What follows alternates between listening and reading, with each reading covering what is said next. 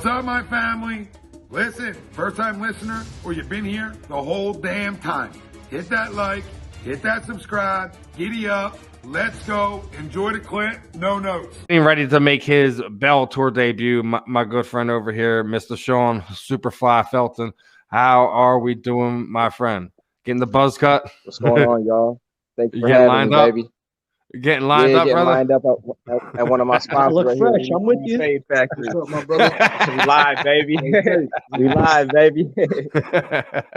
That's how you do it, man. Feel good, look good, fight good, baby. Exactly. You know, first and foremost, man, appreciate the time. You know, you're one of these guys I've been following. You know, regional scene quite some time. You know, grinding, putting that work in, man. So you know, obviously you new here.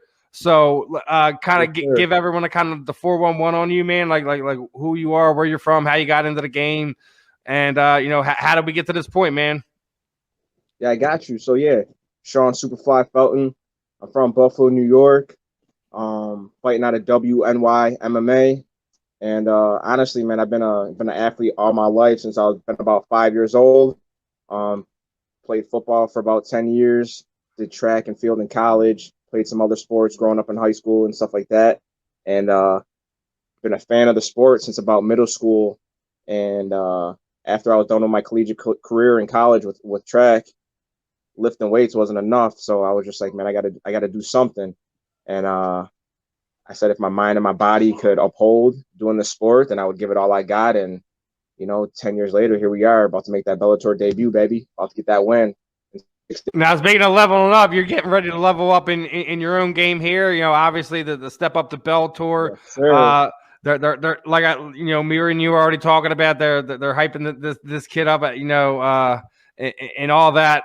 What do you kind of try to do? You just trying to go in there and steal whatever thunder that they building up for this guy, and just hope to you know, do away with the hype train, so to speak. Yeah, man. I'll give Aviv, you know, a lot of credit, man. He definitely is a wizard on the ground. You know, his grappling, he's got real good transitions. His submissions are real slick.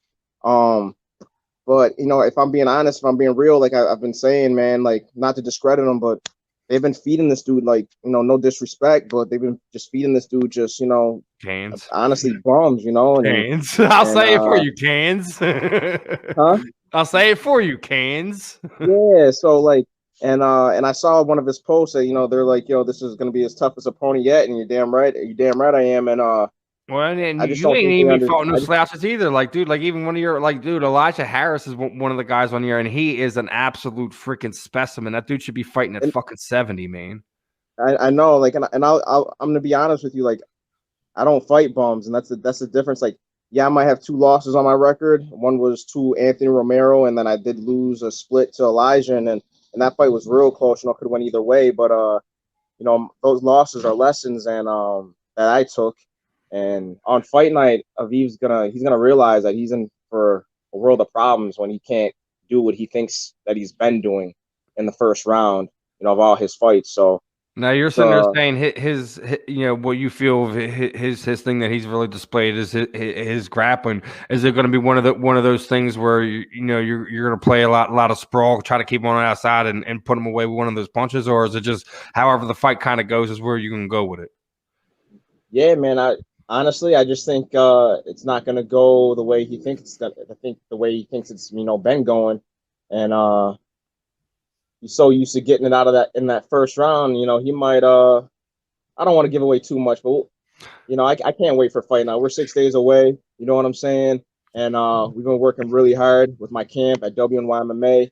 We got a great game plan, and if you know his style, you know my style. You know what? You know you should get a good, you know, guess on what we're both going to try to do. So, and I always try to have really exciting fights. So, and so does he. But there's just different levels of competition. I fought way harder competition than he has. So, you know, you're hoping to kind of be like some of the new wave of what happens here in MMA. What are Yeah, your kind of yeah, hopes for what your goals is, you know, in Bellator, you know, over the, you yeah, know, the next year or two? What do you yeah. try to see?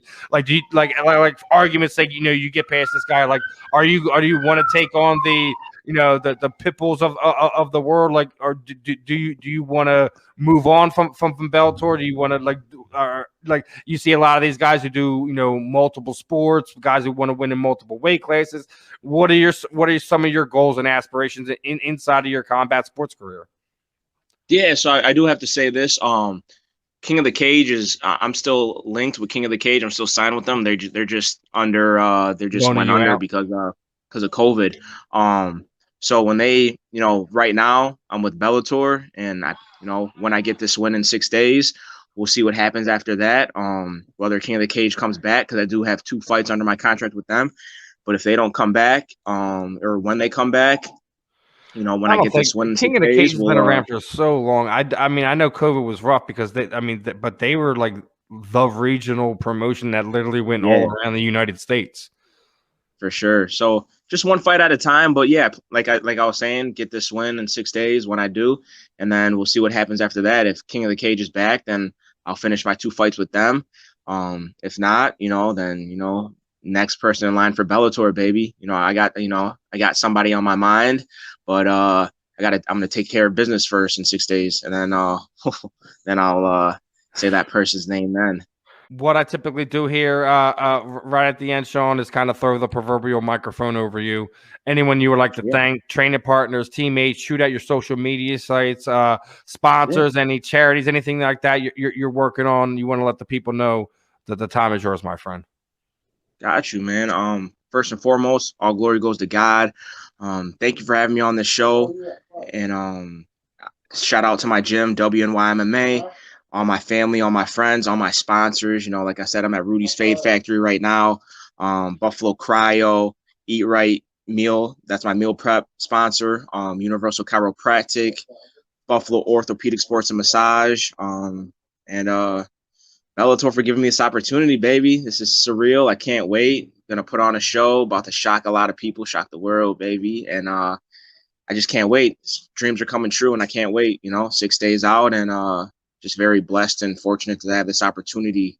A lot of people don't, get blessed to have, these opportunities as fighters. A lot of people, don't get this phone call, and I did, and I'm just gonna take full advantage of this opportunity being put in front of me.